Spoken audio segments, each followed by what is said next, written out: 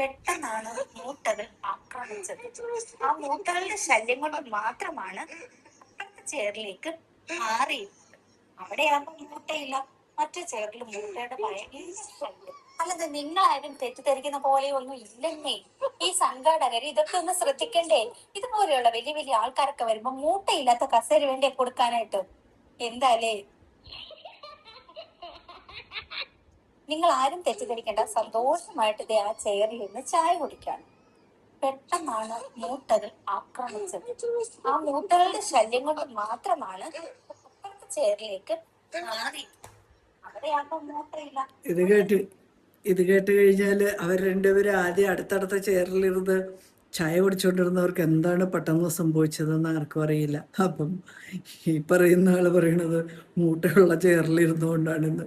മൂട്ടയുള്ള ചെയറിൽ നിന്ന് ഇരുന്നുകൊണ്ടാണോ? അല്ലല്ലോ.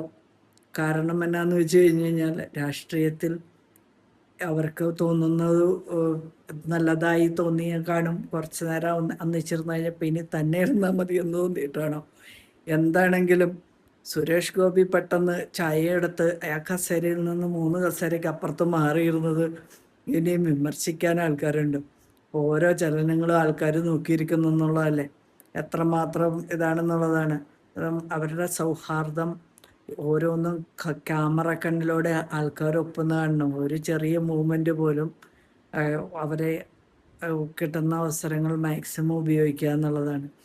എനിവേ, ആരധികാരത്തിൽ വന്നാലും സാധാരണക്കാരുടെ അവസ്ഥകൾ ഒരു മാറ്റവും. നമ്മുടെ നാട്ടിൽ മാറി വരുന്ന കോൺഗ്രസ് വന്നാലും കമ്മ്യൂണിസ്റ്റ് വന്നാലും ഇനി BJP വന്നാലും എന്തെങ്കിലും മാറ്റങ്ങളുണ്ടോ എന്ന് കണ്ടറിയണം. കാരണം എല്ലാവരും വരുമ്പോൾ പ്രകടന പത്രികയിൽ നിറയെ വാഗ്ദാനങ്ങളാണ്. ഞാൻ അത് ചെയ്യും ഇത് ചെയ്യും. കർണാടകയിലെ പോലെ കോൺഗ്രസ് വന്നു കഴിഞ്ഞാൽ ബസ് ഫ്രീ ആയിട്ട് കൊടുക്കുമെന്നൊക്കെയാണ് പറയണത്. നമുക്ക് കോൺഗ്രസ് വന്നു കഴിഞ്ഞാൽ അറിയാം, കണ്ടറിയണം ഇനി ഇത് കിട്ടുമോ എന്നുള്ളത്. വാഗ്ദാനങ്ങളൊക്കെ തേടി ഓരോ 5 വർഷം കൂടുമ്പോഴും ഓരോ സ്ഥാനാർത്ഥികൾ വരും. സ്ഥാനാർത്ഥികൾ വന്ന് അവരുടെ ഭരണം കാഴ്ചവെച്ച് അവർ പോകും. വികസന പ്രവർത്തനങ്ങൾ എത്രയധികം നടത്തിയെന്നുള്ളത് നമ്മൾ കണ്ടറിയേണ്ട കാര്യങ്ങളാണ്. വികസനം നമ്മൾക്കെല്ലാവർക്കും ആവശ്യമാണ്. പ്രകടന പത്രികയിൽ പറയുന്ന വാഗ്ദാനങ്ങളെല്ലാം പാലിക്കാൻ ഈ ആൾക്കാർ, രാഷ്ട്രീയ പ്രവർത്തകർ ബാധ്യസ്ഥരാണ്. എങ്കിലും എത്രമാത്രം പ്രവർത്തിക്കുമെന്നുള്ള അറിയില്ല.